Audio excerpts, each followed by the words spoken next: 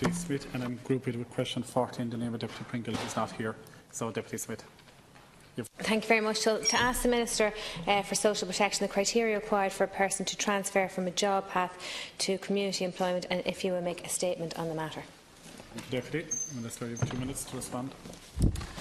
The aim of the Jobpath service, which is provided for job seekers only, is to assist them in finding sustainable full-time paid employment. Community employment schemes are different. They provide part-time work experience and training opportunities in local communities as a stepping stone back to employment for people on a range of social welfare payments, including those on long-term unemployment payments. Job seekers who are already participating with the Jobpath service will not be referred to community employment schemes, as you can only participate on one activation scheme or service at a time. This allows the scheme and service providers sufficient time to work with the participants in order to develop their skills and competencies to pursue suitable job opportunities, which may result in sustainable employment, and also ensure that the best use is made of the available places on all activation supports. However, customers who, on the date of their referral to Jobpath, already have a written offer with a start date within 4 weeks for CE or TUS will be allowed to take up that placement. Additionally, in a small number of exceptional cases, which are assessed on a case-by-case basis, my department may facilitate a customer to move from one activation support to another, but it is not something that we encourage. Recently, the Government approved the implementation of a number of changes to the terms and conditions for participation on CE. The main purpose of these changes is to broaden the availability of CE to a greater number of people on the live register and to standardise other conditions around the length of time a person can participate on the programme.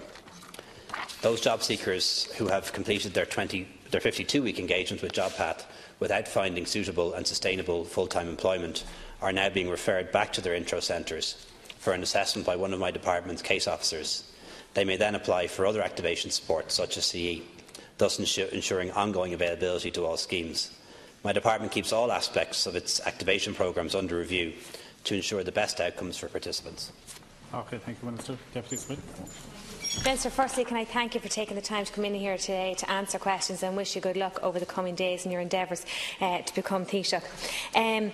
Look, I appreciate what you're saying there today, and you talked about it 4 weeks prior to when they start on the job path, that there is that opportunity or flexibility, if you like, for people to move to the community employment scheme. I just want to give you an example of the types of problems that I'm facing, or more importantly my constituents are facing.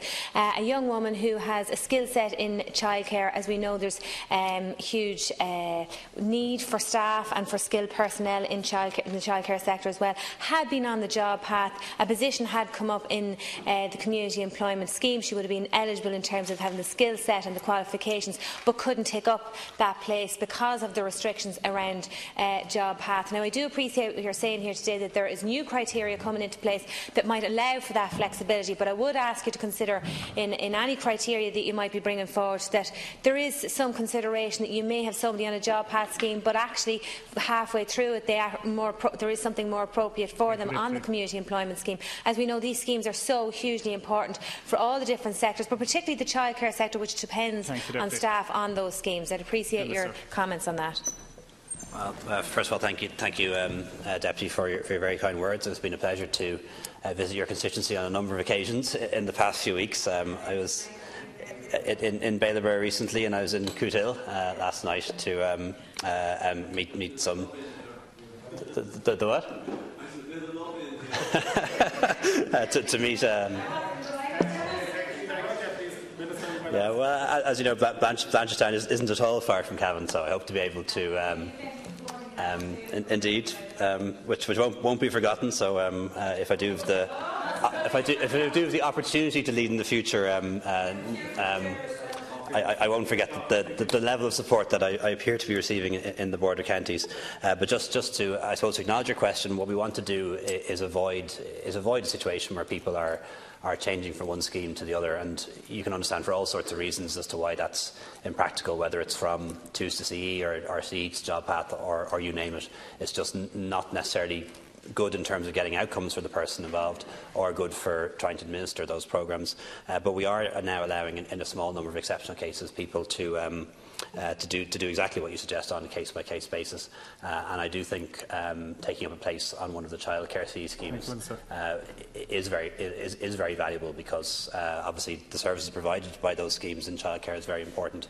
But also those particular CE schemes have a really good record in moving people on into employment. So if there's a particular case, you'll be welcome to bring it to the attention of my office. Deputy Smith.